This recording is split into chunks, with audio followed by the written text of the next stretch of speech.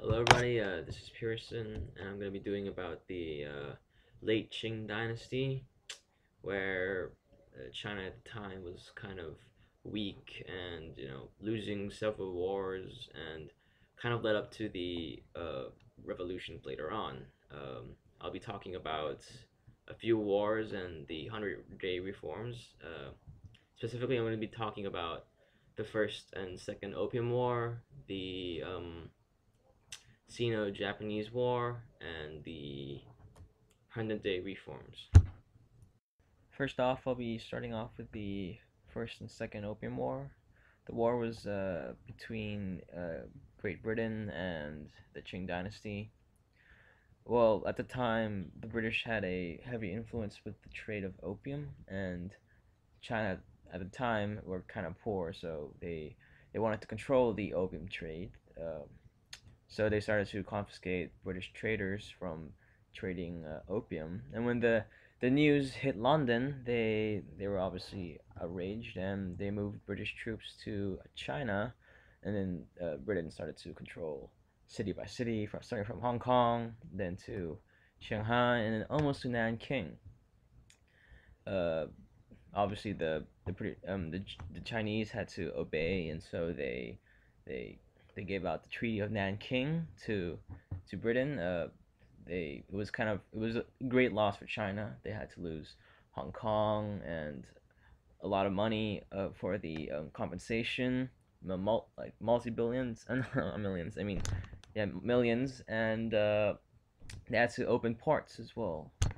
And second, Opium War, of course, was kind of a continuation of the first Opium War, where Britain and the French did not like what they already had with the current treaty, and they want more. So they asked to redo the Treaty of Nanking and asked them to have legalized opium, to open all ports to Chinese to British merchants and such.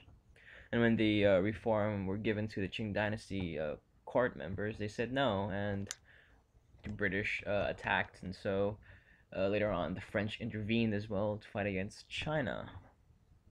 Summing up, in the both of these wars, China were in a great loss. They you could practically say that they lost both wars, and it really showed that the Western powers really exploited China at the time, and of course, the people started to loathe the Western powers even more, as can be seen. Uh, and yeah, it showed the state of which China was really weak by these wars. Next up, we'll be talking about the First Sino-Japanese War. The war was between Qing Dynasty and the Meiji period of Japan. Summing up, the war was about Korea and who would rule it.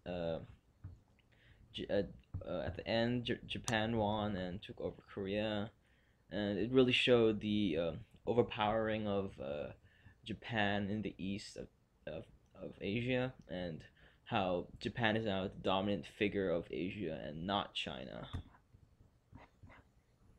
The Meiji period of Japan was certainly a prominent period of Japan.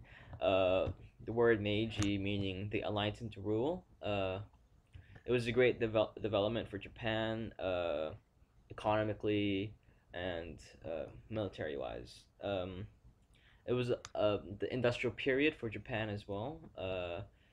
Foreign experts helped the country economically and technology. Japan sent students worldwide and to come back and develop the country itself. So it took a huge leap, and so it was not really a surprise that they won this war because of this development. The reason for the war was because that there were Chinese troops on Korean land, and so the Japanese people found it as a threat, and they found it that in order to protect their national security, they need to take over Korea again, or at least give it back its independence. Also, other reasons, of course, for resources and ports and such. China's loss was a great humiliation for them.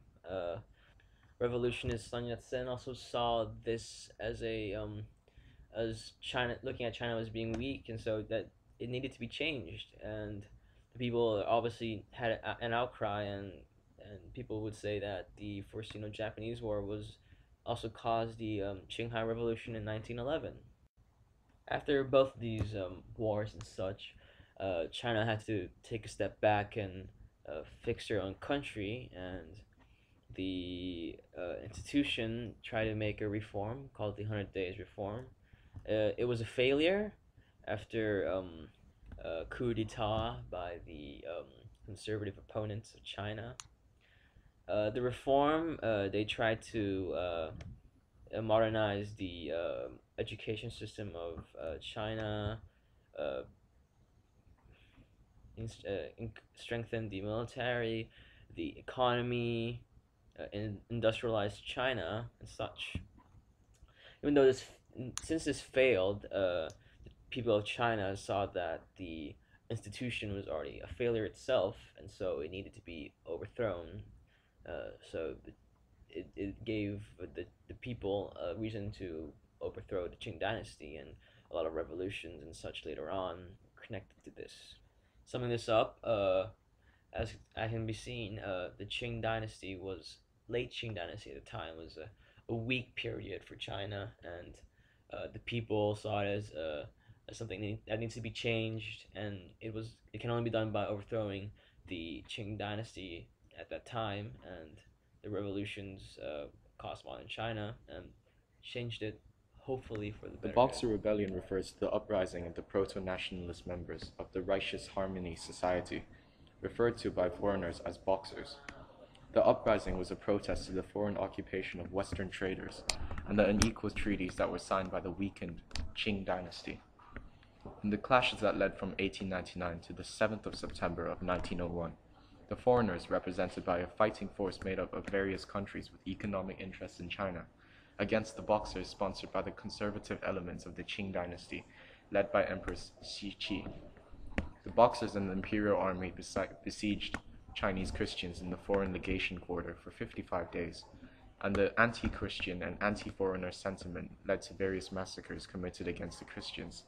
Many of the Christians were associated with the missionaries, accused of taking land away from the Chinese peasants to be used as land to build churches on. These various massacres committed by both sides led to an onset of tit-for-tat violence. The Boxers were defeated soon by an allied foreign military intervention from 8 countries: Austria-Hungary, France. Unlike what the Lynch book claims, China actually had a long history of popular uprisings against the imperial government. One such uprising which had major consequences for the 20th century was the Taiping Uprising of the 1850s, one of the bloodiest conflicts in history. The conflict started when Hong Shou-chen established the Christian Taiping Heavenly Kingdom in southern China and was popularly supported by the peasantry there. The imperial Qing government spent 13 years attempting to subdue the rebellion, but it soon became clear they could not economically sustain a long-lasting conflict. The imperial government therefore pleaded for military aid to Western powers. To put pressure on the government, the British and French sent their gunboats onto the Hai River, forcing the Qing dynasty to legalize the opium trade and open its harbors. Faced with both Western and local threats, the dynasty had no choice but to accept their demands. The French and British helped them defeat the Taiping Rebellion. This was the start of the collapse of the imperial order in China and made China subject to Western demands. Sentiments against these demands exploded into the Boxer Rebellion in 1901.